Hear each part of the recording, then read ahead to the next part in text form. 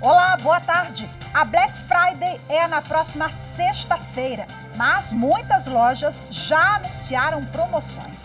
A data é importante para o comércio, ainda mais por ser próximo ao Natal. Mas o consumidor tem que ficar atento quanto aos prazos de entrega e troca da mercadoria. No Jornal da Justiça de hoje, nós vamos falar sobre o direito do consumidor. Esse é apenas um dos destaques do dia. Vamos aos demais. Presidente do Supremo Tribunal Federal, ministra Rosa Weber, participa da abertura do 16º Encontro Nacional do Poder Judiciário. Supremo Tribunal Federal realiza audiência pública sobre as condições de vida das pessoas que vivem em situação de rua no Brasil.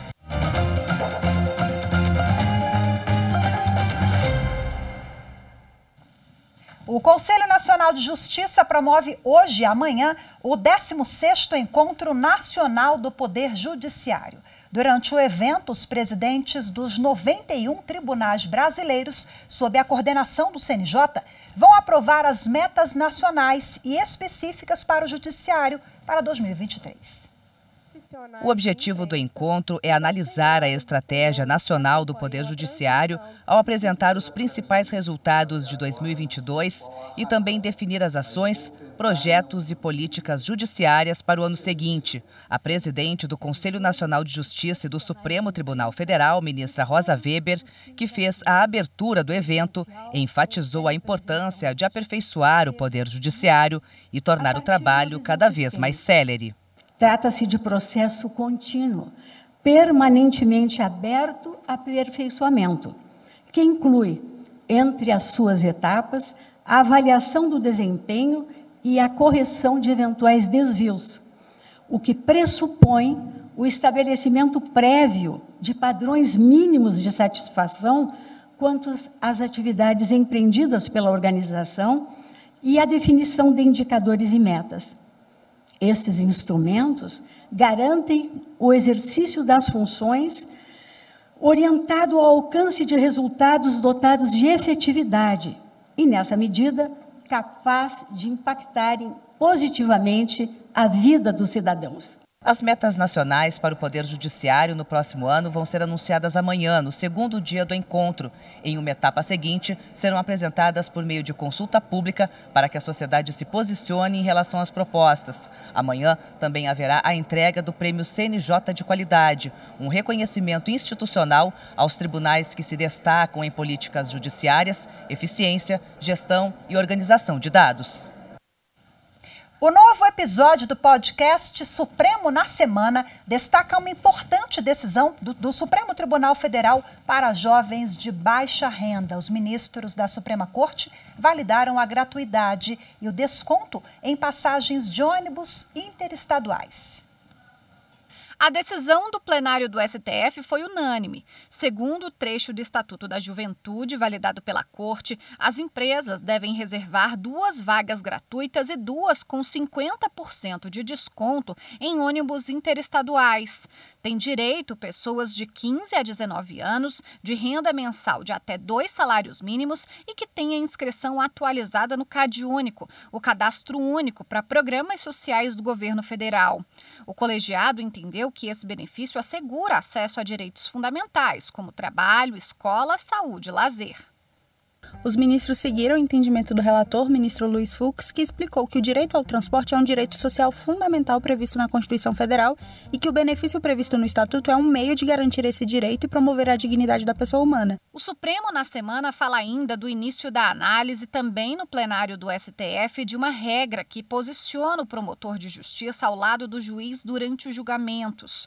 O Conselho Federal da Ordem dos Advogados do Brasil alega que essa proximidade na sala de audiência dá uma uma impressão de parcialidade e confusão de atribuições.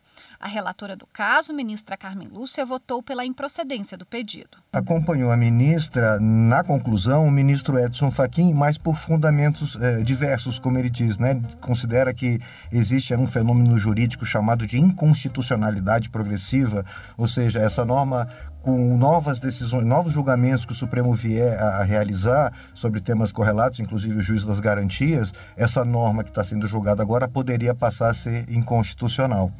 Outro destaque foi a fala da presidente do Supremo Tribunal Federal, ministra Rosa Weber, no Dia Internacional da Tolerância.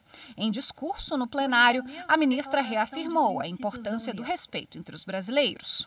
Tolerância não é concessão, condescendência ou indulgência. Antes de tudo, é uma atitude ativa de reconhecimento dos direitos humanos universais e das liberdades fundamentais dos outros. Em nenhum caso pode ser usada para justificar violações desses valores fundamentais. A tolerância deve ser exercida por indivíduos, grupos e estados. O Supremo Tribunal Federal realiza hoje e amanhã uma audiência pública sobre as condições de vida das pessoas que vivem em situação de rua no Brasil. A repórter Fernanda Porto tem mais informações sobre essa audiência. Olá, Fernanda, muito boa tarde para você. Boa tarde, Rafaela. Boa tarde a todos que estão acompanhando o Jornal da Justiça. A audiência pública foi convocada pelo ministro Alexandre de Moraes, que começa daqui a pouquinho, a partir das 2h da tarde, na sala de sessões da primeira turma no STF. Ao todo, serão 63 expositores que representam os poderes executivo, legislativo, judiciário e representantes da sociedade civil que tratam sobre essa população. O tema se refere a uma ação em que partidos políticos e o movimento do sem-teto ajuizaram no Supremo Tribunal Federal. No despacho de convocação da audiência pública, o ministro Alexandre de Moraes destacou a relevância da questão e da garantia dos direitos fundamentais desta população que ficou ainda mais agravada com a pandemia da Covid-19. O ministro também destacou um estudo do IPEA, o Instituto de Pesquisa Econômica Aplicada, que mostra um aumento de 140% da população de rua entre setembro de 2012 a março de 2020. A audiência pública prossegue amanhã, a partir das 10h da manhã, e será transmitida ao vivo pela TV Justiça, Rádio Justiça e também pelo canal do STF no YouTube. Rafaela. Muito obrigada, Fernanda, mais uma vez pelas suas informações. Tchau, tchau. A quarta turma do Superior Tribunal de Justiça confirma que o Instituto Superar pode usar termo paraolímpico sem fins comerciais. O colegiado negou provimento aos recursos especiais dos comitês Olímpico Brasileiro e organizador dos Jogos Olímpicos Rio 2016 e também do Comitê Paraolímpico Brasileiro, que buscavam reconhecimento do direito de uso exclusivo do termo. A ação foi proposta pelo Instituto Superar após ser notificado extrajudicialmente pelos comitês para que deixasse de utilizar a expressão paraolímpico, sob a justificativa de suposta titularidade registrada no Instituto Nacional da Propriedade Industrial, o INPE, para marcas que fossem compostas pelo Radical Olympic. As duas primeiras instâncias reconheceram ao Instituto o direito de uso, entendendo que o termo paraolímpico não estaria registrado como marca e, por isso, poderia ser reconhecido como de domínio comum. O ministro relator no STJ, Marco Buzzi, apontou que o termo não deve ser qualificado como de domínio comum, sob pena de que o uso indiscriminado venha a induzir o público em erro, principalmente em casos em que há intuitos comerciais. Mas o ministro ponderou que a Lei 9.615, de 1998, prevê o uso excepcional das denominações em eventos relativos ao desporto educacional ou de participação. O relator concluiu que, no caso analisado, a possibilidade de utilização pela parte autora do termo paraolímpico está amparada na legislação desde que não haja fins comerciais, estando intrinsecamente relacionada ao desporto educacional ou de participação. Veja a seguir, Black Friday movimenta o comércio. Vamos falar sobre o direito dos consumidores. Assunto para daqui a pouco, voltamos já.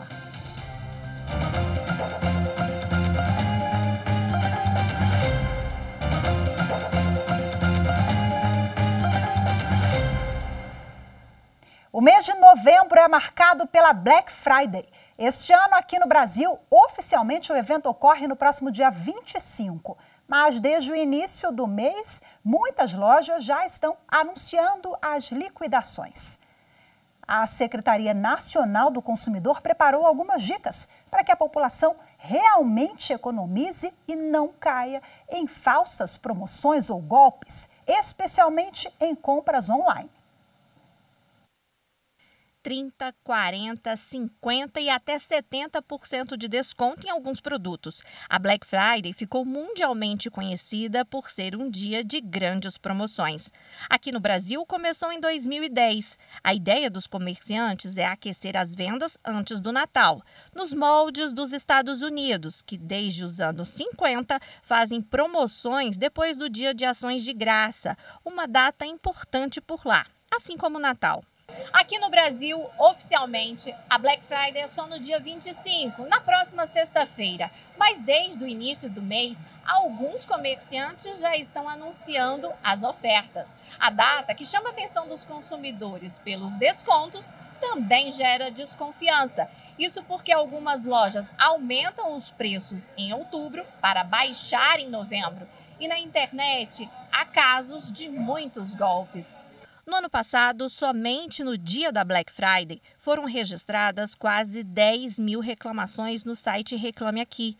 A Secretaria Nacional do Consumidor do Ministério da Justiça e Segurança Pública preparou uma cartilha com algumas dicas para evitar problemas. Tente comparar os preços das ofertas com de meses anteriores. Pesquise sobre a reputação da loja e condições da oferta. Isso pode ser feito pelo site consumidor.gov.br, que mostra o índice de reclamações contra a loja. Sempre exija a nota fiscal. Não entre em sites falsos por meio de links enviados por e-mail e desconfie de grandes descontos oferecidos por mensagens de WhatsApp. Prefira pagamento por cartão de crédito, porque pode ser cancelado caso haja suspeita de fraude. E diante de qualquer problema, registre uma reclamação no Procon ou no site consumidor.gov.br. Bom, e agora para a gente falar mais sobre direito do consumidor, eu converso ao vivo de forma remota com o diretor do Procon no Distrito Federal, Marcelo de Souza Nascimento. Olá, Marcelo, seja muito bem-vindo. Boa tarde para você. Boa tarde, Rafaela. É sempre um prazer muito grande falar com nossos queridos ouvintes e telespectadores da TV Justiça. Bom, a gente já adiantou um pouquinho aqui na reportagem algumas dicas para o consumidor, né? Mas o que ele deve ter como prioridade ali, como prioritário na hora de optar pela Black Friday e não cair na Black Fraud? Bom, Rafaela, antes do consumidor sair às compras, né, nesse período promocional aí que já pegou aqui no Brasil, né, dessa mega promoção, né, advinda aí dos Estados Unidos, a gente sempre orienta o consumidor, primeiro ele veja a situação financeira dele, se aqueles produtos ou serviços que ele pretende adquirir cabe no orçamento familiar dele, no orçamento pessoal, para que não haja, eventualmente, um comprometimento, né, do seu orçamento, que ele, eventualmente, não venha a cair numa situação de endividamento. O consumidor precisa saber que não só a Black Friday é um período promocional, mas temos também, logo em seguida, as promoções de Natal e também as promoções de janeiro, onde várias empresas e fornecedores queimam praticamente os seus estoques. Então, o consumidor, antes de as compras, tem que estar muito, muito atento, muito cuidado, principalmente naqueles anúncios, olha, oportunidade única, você não vai achar nada igual, então tem que ficar atento, né, para que ele não caia aí, eventualmente, numa cilada nesse período promocional. Marcelo, na matéria a gente deu a dica ali que é sempre bom optar pelo cartão de crédito, né? Hoje o Pix, por exemplo, algumas lojas oferecem até desconto, né, se pagar pelo Pix. Só que tem que ter um cuidado redobrado quando for essa modalidade de pagamento? Tem que ter, Rafael, tem que ter, porque embora seja um período, né, atrativo para as compras, também se tornou um período muito fértil também para o surgimento de golpes e fraudes. né? Então, o consumidor ele precisa ficar muito atento. Ele tem que, como, né, vocês mostraram agora há pouco, as dicas da Senacom, é importante que o consumidor ele pesquise a reputação daquele fornecedor. Se não for um fornecedor já estabelecido, muito conhecido, ele tem que pesquisar nas redes sociais, na internet, com os amigos, saber aquela reputação. Muitas empresas surgem do nada nesses últimos 2 meses justamente para aplicação de golpes. Então, o consumidor ele tem que pesquisar na internet qual que é a reputação daquela empresa, se ela realmente cumpre com as ofertas que estão sendo anunciadas, se há disponibilização do número do CNPJ, do endereço físico, de um saque, né, um serviço de atendimento para o consumidor. Então, isso tudo é muito importante. O consumidor, antes de concretizar a compra, ele faça essa pesquisa na reputação da empresa. Marcelo, a loja pode condicionar a Black Friday em virtude do menor preço por um frete maior ou pela demora na entrega do produto. Ela pode fazer essa condição? Ou então, olha, você está comprando mais barato porque é Black Friday, só que você não pode trocar o produto. Isso é legal, do seu ponto de vista jurídico? Pode. A loja ela tem essa possibilidade de estabelecer algumas condições, né, para o benefício da promoção.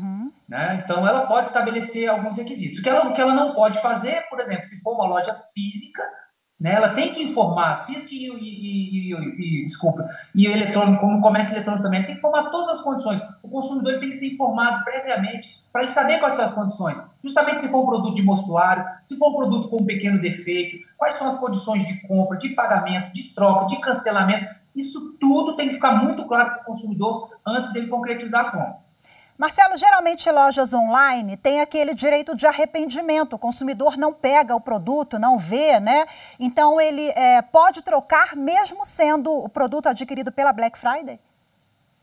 Isso. Essa é a grande diferença entre a compra nas lojas, nos estabelecimentos físicos, né? Fora do estabelecimento comercial, e essas compras, né, nas lojas físicas. Na loja física, o lojista ele não é obrigado a trocar um produto se ele não tiver defeito, mesmo sendo período promocional ou não. A grande maioria das lojas hoje tem a sua política de troca, porque é uma forma de cativar, né, de manter fidelizado o cliente. Mas o consumidor tem que ficar atento, se informar antes da loja, se ela troca produto ou não e quais são as condições da troca. Já nas compras fora do estabelecimento comercial, como a gente tem visto muito hoje, né, nas redes sociais, compra ali por aplicativos, seja no WhatsApp, ou outros aplicativos de mensagens, Facebook, Instagram, então uma série virou, né, o comércio eletrônico, ele expandiu muito seus horizontes. Então, para isso, o consumidor, que ele não tem essa possibilidade de, como você bem falou, Rafael, dele tocar no produto, experimentar, então ele tem sim o direito de arrependimento, 7 dias a partir do momento que ele recebe a compra, independentemente do produto ter um defeito ou não. Ele chegou em casa, experimentou, não gostou, ele pode solicitar a troca, a devolução ou o cancelamento daquela compra e deve reaver tudo que pagou, inclusive as despesas relativas a frete. Maravilha. Marcelo, só para a gente finalizar, a Procon está de olho, né? Marcelo me falou aqui nos bastidores que a multa é pesada, então não dá para vacilar. O consumidor fica atento, mas o lojista também, você acha que está mais maduro, né? Isso, eu acho que ambos estão mais maduros. Os consumidores estão mais precavidos, né, sobre esse período promocional, e os lojistas também. A gente tem até visto nos órgãos de defesa do consumidor uma diminuição de determinadas práticas comerciais infrativas ao Código de Defesa do Consumidor que a gente via um pouquinho no passado, já não se repetindo agora. Então, eu acredito que ambos os lados estão mais maduros, principalmente nesse período aí super promocional. Maravilha, assim seja, bom para todo mundo, né? Muito obrigada pela sua participação mais uma vez. Boa tarde, Marcelo, até a próxima. Eu que agradeço, até a próxima, uma excelente tarde para todos. Obrigada, tchau, tchau. Veja a seguir no próximo bloco, Justiça nega habeas corpus à defesa de anestesista denunciado por estupro. As informações em instantes.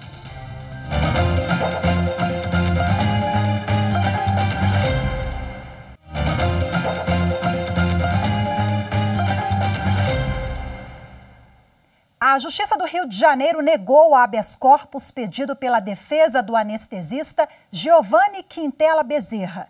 Ele foi denunciado por estuprar uma mulher durante o parto no Centro Cirúrgico do Hospital da Mulher, Eloneida Studart, em São João de Meriti, na Baixada Fluminense, em julho deste ano.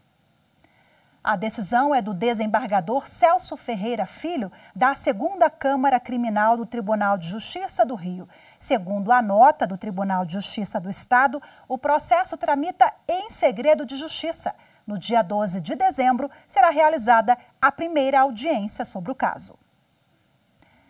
A terceira turma do Superior Tribunal de Justiça reconheceu simulação na venda de casa por empresário. De forma unânime, os ministros da terceira turma concluíram que o empresário simulou a venda da casa em que morava com a ex-esposa e o filho para blindar seu patrimônio, que vem sendo investigado e é objeto de ações judiciais. De acordo com o processo, durante a ação de divórcio, o empresário informou não possuir patrimônio próprio, pois a casa onde morava com a mulher seria de propriedade de uma empresa que teria comprado de uma imobiliária. Mas, segundo a ex-esposa, as empresas seriam de fachada pertencentes ao grupo empresarial da família do empresário. E o negócio jurídico questionado não teria passado de uma simulação para impedir a partilha de bens no divórcio. Diante disso, a mulher ajuizou a ação declaratória de nulidade de negócio jurídico por simulação contra o empresário e uma das empresas. O Tribunal de Justiça do Distrito Federal deu provimento à apelação do empresário, declarando que os fatos alegados pela autora não ficaram provados. No STJ, ao analisar o recurso da ex-mulher, o relator ministro Moura Ribeiro entendeu que houve sim simulação na venda do imóvel e considerou necessário fazer uma revaloração jurídica das provas que constam no acórdão do tribunal. O magistrado ressaltou que, segundo o processo, foi constatado que o empresário era o administrador das duas sociedades que participaram do negócio e que não existiu transferência bancária entre as empresas para a aquisição do imóvel. Com isso, a terceira turma reformou o acórdão e deu provimento ao recurso especial da ex-esposa. Em outra decisão, a terceira turma do Superior Tribunal de Justiça reafirmou o cabimento de honorários advocatícios na primeira fase da ação de exigir contas. Reafirmando o entendimento pacificado na segunda sessão do STJ, o colegiado da terceira turma decidiu que cabem honorários advocatícios na primeira fase da ação de exigir contas. A decisão teve origem em ação ajuizada pelo cliente de um banco com relação à movimentação da conta corrente. Em primeira instância, o banco foi condenado a prestar contas, mas ficou estabelecido que as custas e os honorários seriam disciplinados na sentença a ser proferida ao final da segunda fase. O autor da ação recorreu e o Tribunal de Justiça do Distrito Federal e dos Territórios considerou que, julgada a primeira fase da ação de exigir contas, com a determinação ao réu para prestá-las, é indevida a sua condenação em honorários sucumbenciais, pois se trata de decisão interlocutória. Já no STJ, a relatora, ministra Nancy Andrighi, destacou que só é possível falar em proveito econômico depois de iniciada a segunda fase da ação de exigir contas, momento em que efetivamente surgirá o benefício patrimonial em favor de uma das partes, que será a medida de seu preço ou de seu custo. O Jornal da Justiça, primeira edição de hoje, fica por aqui. Muito obrigada pela sua companhia. Uma ótima tarde, excelente semana para todos vocês. Lembrando que daqui a pouquinho, a partir das 2 horas da tarde, temos transmissão ao vivo da audiência pública que vai discutir a situação das pessoas em situação de rua no país. A audiência que começa hoje e amanhã também com transmissão durante todo o dia aqui na tela da TV Justiça. Muito obrigada pela companhia. Até amanhã. Tchau, tchau.